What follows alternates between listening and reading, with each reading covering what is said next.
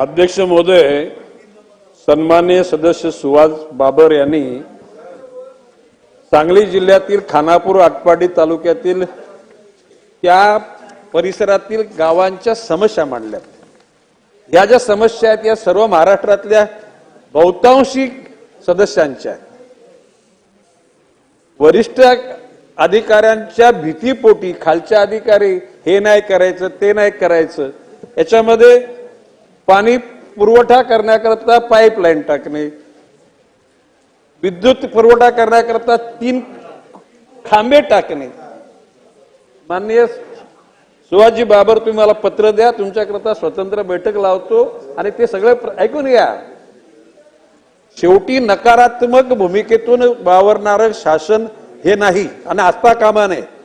शेवटी पूर्वी वस्ती, नंतर त्या ठिकाणी आलं जंगल, जंगलामध्ये अभयारण्य आलं, नॅशनल पार्क आला, व्याघ्र प्रकल्प आला।